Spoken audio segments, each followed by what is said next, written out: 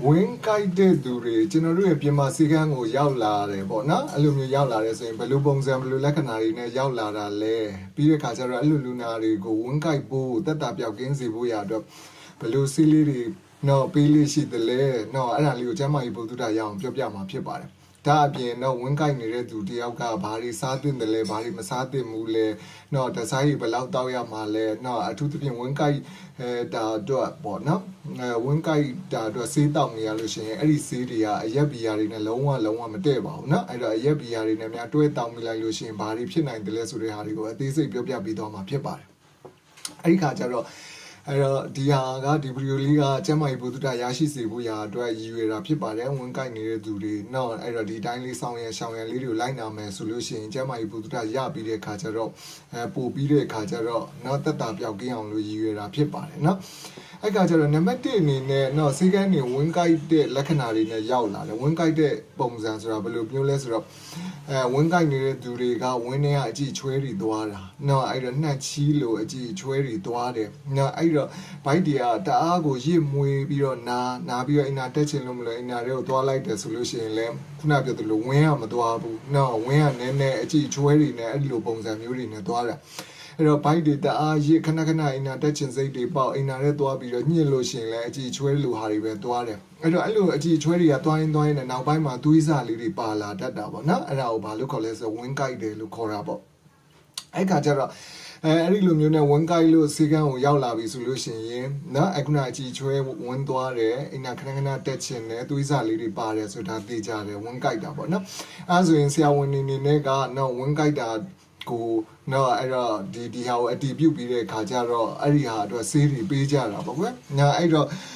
့ဘယ်လိုဆေးလေးတွေသုံးလို့ရှိတယ်လဲဆိုလို့ရှိရင်တီနီဒါဇောဆိုတဲ့ဆေးလေးတွေအသုံးများတယ်နော်အဲ့တော့ဆေးကန်းဒီမှာ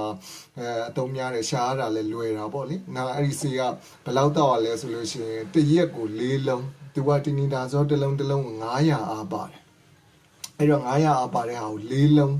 ဒဘရိတ်ထဲတိုက်ပါတယ်เนาะအဲ့လို၄လုံးတစ်ရက်ကို၄လုံးနဲ့3ရက်ဇက်တိုက်တောက်လိုက်လို့ရှိရင်ပထမရက်တောက်တယ်ဒုတိယရက်လောက်မှာစတက်တာသွားပြီးတတိယရက်ဆိုရင်တော့တော်တော်လေးတက်တာပြောက်ကင်းသွားတာဖြစ်ပါတယ်เนาะအဲ့ဒီနီဒါဇောဆေးတွေတစ်ရက်ကို၄လုံးတောက်ရတဲ့အခါမှာဘာတွေဖြစ်လဲဆိုတဲ့အခါကျတော့သူ့ရဲ့ဘေးထွက်ဆူကျိုးလေးတွေတချို့ခံစားရတတ်တယ်เนาะအဲ့ဒီအခါကျတော့အဲ့ဒီဆေးရဲ့အဓိကပြဿနာခေါင်းမူးတာเนาะခေါင်းမူးတာပြုတ်တာအနာဘိုင်းရစ်တာနာတာတွေဖြစ်တတ်တယ်ဆေးကိုနိုင်ကိုလည်းအဲ့လိုမျိုးတွေဖြစ်တတ်တယ်အစားတောက်တွေပြက်ပြီးတော့နှုံးသွားတာမျိုးတွေလည်းဖြစ်တတ်တယ်ဒါပေမဲ့လို့လည်းပဲအဲ့ဒီဆေးပဲရှိတာမလို့เนาะအဲ့ဒါလေးတွေဖြစ်တာလောက်ကတော့တီးခံပြီးတောက်အောင်မှာဖြစ်ပါတယ်အဲ့ဒါမှပဲဝန်းကိုက်တာเนาะမြန်တက်တာမှာဖြစ်ပါတယ်အဲ့တော့လူနာတွေမှာကခုနပြောသလိုပေါ့เนาะဘီတော့ဆူချူတအားများနေတအားမူးပြီးမထနိုင်ဘူးပေါ့เนาะဆေးလေးလုံးတောက်ရတာများတယ်ဆိုရင်တော့မနဲ့နှလုံးညာနှလုံးနဲ့ခွဲတောက်လို့လည်းရပါတယ်เนาะအဲ့တော့အဓိကတစ်ရက်ထဲမှာကို၄လုံးဝင်မှရမှာပါဆေးရစုစုပေါင်း3ရက်တောက်အောင်မှာဖြစ်ပါတယ်เนาะအဲ့တော့အဲ့ဒီစီးလေးနဲ့ပတ်သက်ပြီးအရေးတကြီးပြောစရာရှိတာကအဲ့ဒီစီကအရက်နဲ့လုံးဝတွဲတောက်လို့မရပါဘူးเนาะအဲ့ကကြတော့အဲ့တော့အရက်တောက်တဲ့သူတွေဆိုလို့ရှိရင်လည်းအဲ့ဒီဆေးတောက်နေတဲ့3ရက်အတွင်းမှာအရက်လုံးဝတောက်လို့မရဘူးဆေးတောက်ပြီးနောက်ထပ်3ရက်ဆိုစုစုပေါင်း6ရက်အတွင်းမှာအရက်ဘီယာတွေလုံးဝတောက်လို့မရပါဘူးအဲ့တော့အဲ့ဒီဆေးနဲ့အရက်နဲ့များတွဲတောက်လိုက်လို့ရှိရင်ခေါင်းတွေထိုးကြိုက်လာမယ်မျက်နှာတွေနေရဲလာမယ်ရင်တွေလက်တုံပြီးတဲ့ခါကျသွေးပေါင်တွေကြကရုံတွေနေဖြစ်ပြီးတဲ့ခါကျတော့နော်အဲ့လိုမျိုးမူးလဲပြီးတော့မိုက်ကနေဖြစ်ပြီးတော့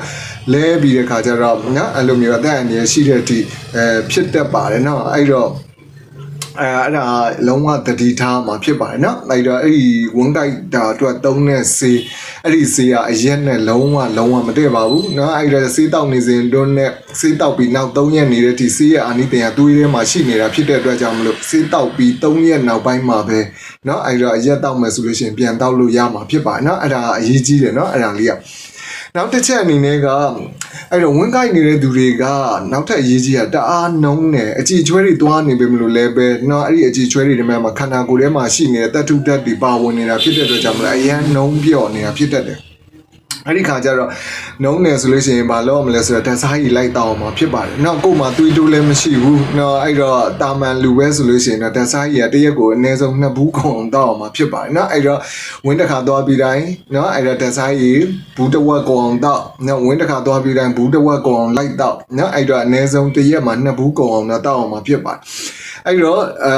စီးရီယာဘယ်လိုစီးရီပေးပြီးကူလေးရှိတယ်လဲပြောပြပြီးသွားပြီနောက်တစ်ခုအဲ့ဒီစီးကအရေးတကြီးအသက်အန္တရာယ်ရှိလောက်တဲ့ဟာအရက်နဲ့လုံးဝမတည့်ဘူးဆိုတာပြောပြပြီးသွားပြီပြီးတဲ့အခါကျတော့နှုံးနောင်ကိုတက်တာစီဝေးရအတွက်နော်အဲ့တော့ဓာတ်ဆိုင်ကြီးနှစ်ဘူးကောင်အောင်တောက်အောင်မယ်ဆိုတာလည်းပြောပြပြီးသွားပြီပြီးတဲ့အခါကျတော့ခုနဒီလိုဝန်းကိုက်နေလို့ရှိရင်ဘယ်လိုအစားအစာလေးတွေကတဲ့တယ်လဲဘယ်လိုအစားအစာတွေကရှောင်အောင်ပါလဲဆိုတာကိုဆက်ပြောပြမှာဖြစ်ပါတယ်နော်